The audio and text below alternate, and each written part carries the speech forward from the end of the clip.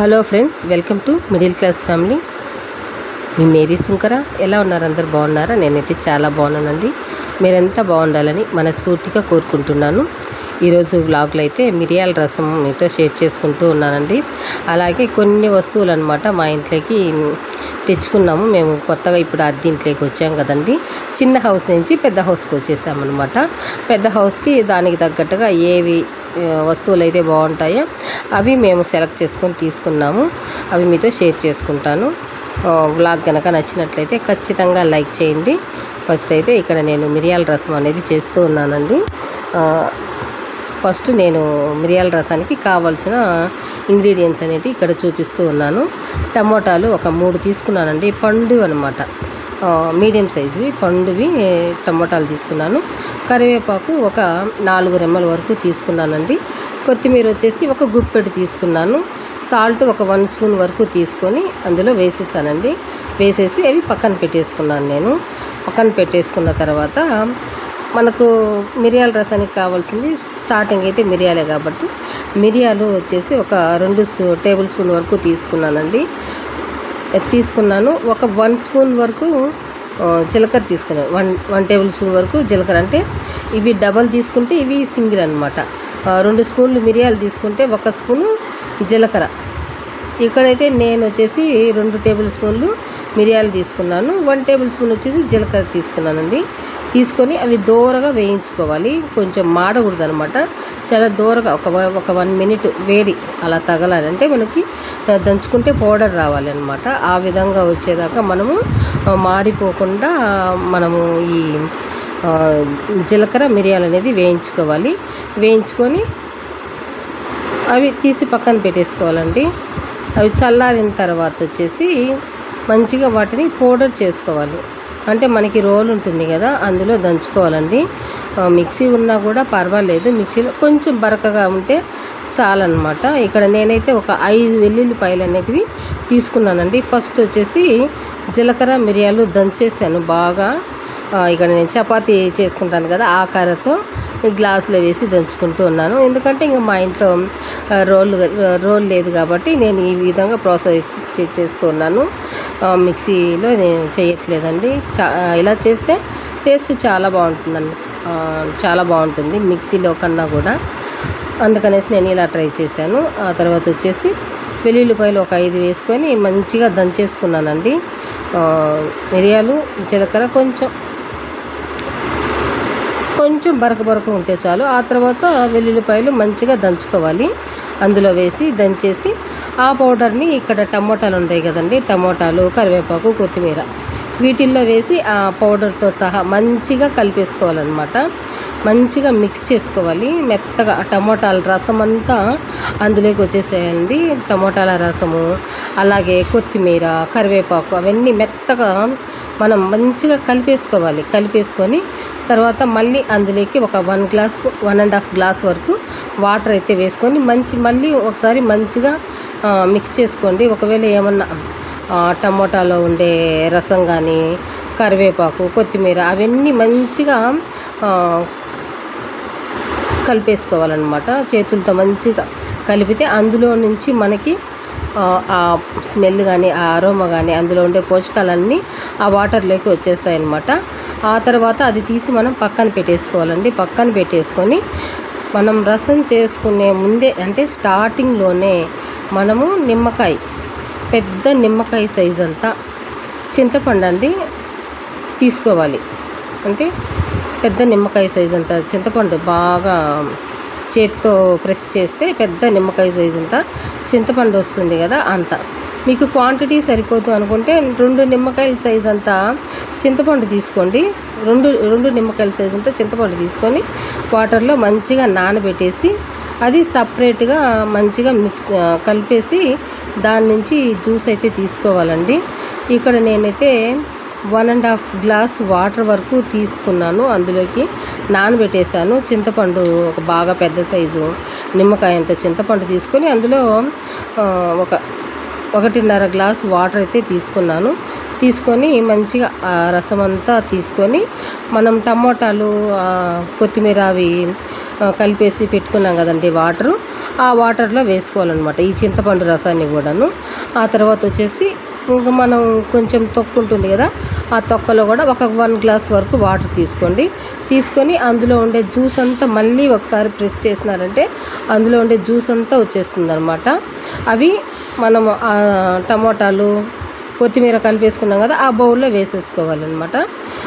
తర్వాత వచ్చేసి అంతా మనం రెడీ చేసుకున్న తర్వాత ఫస్ట్ స్టవ్ అయితే ఆన్ చేసుకోవాలండి. ఆన్ చేసుకొని బౌల్ అయితే పెట్టేసుకోవాలి. గ్యాస్ పైన బౌల్ పెట్టేసుకొని ఆయిల్ ఒక 3 టేబుల్ స్పూన్ వరకు ఆయిల్ అయితే వేసుకోవాలండి.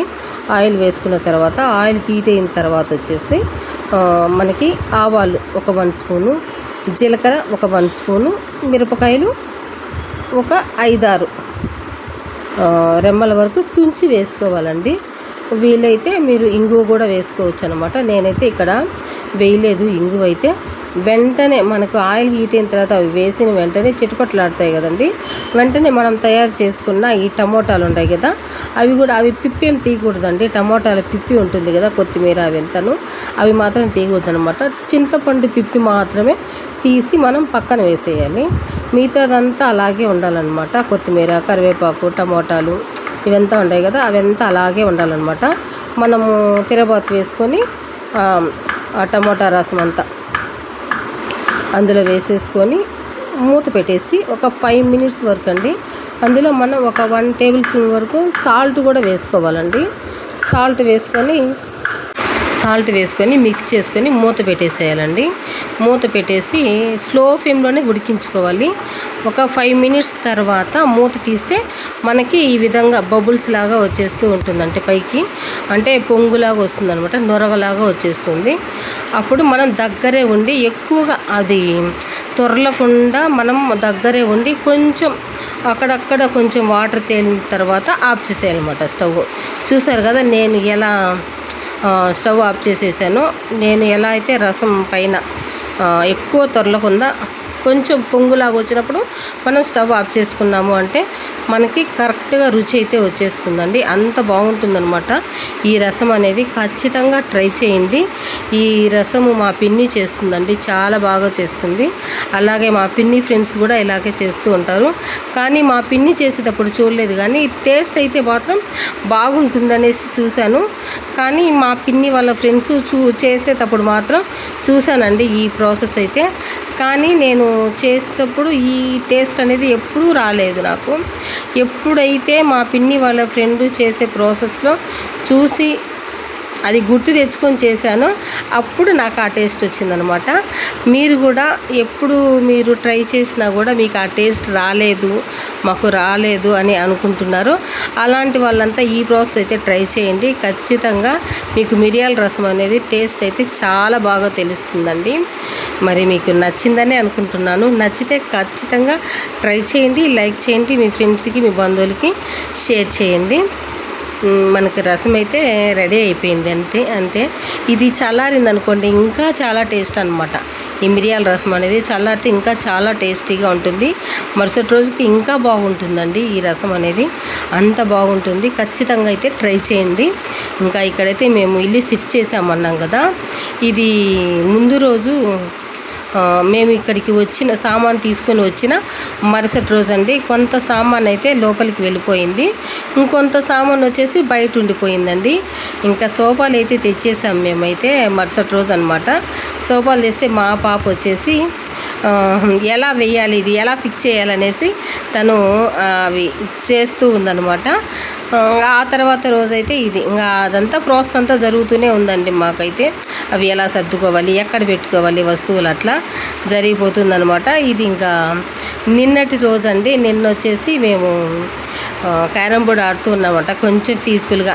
మధ్యాహ్నం అయితే నేను నిద్రపోయి లేచి వచ్చేసరికి మా పిల్లలు క్యారమ్ బోర్డ్ ఆడుతూ ఉంటే నేను కూడా కూర్చొని మా పాపతో అలా ఆడుతూ ఉన్నానండి.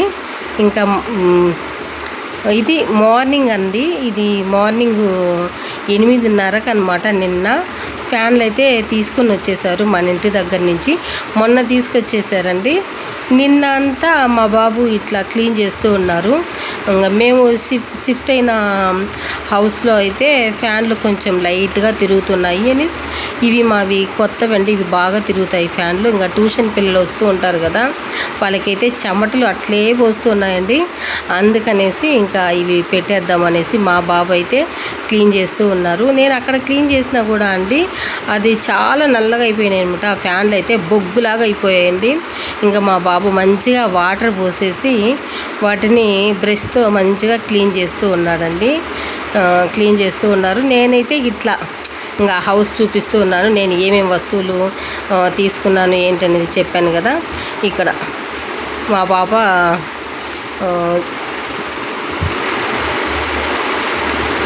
కవర్స్ అన్నీ వేసి తను తిప్పించి మళ్ళీ చేస్తా ఉన్నింది కదండి, అవి చూపిస్తూ ఉన్నాను. సోఫా సెట్ అండి, అంటే 5 ఉంటాయన్నమాట సోఫా సెట్టు. ఇక్కడైతే కిచెన్ అండి.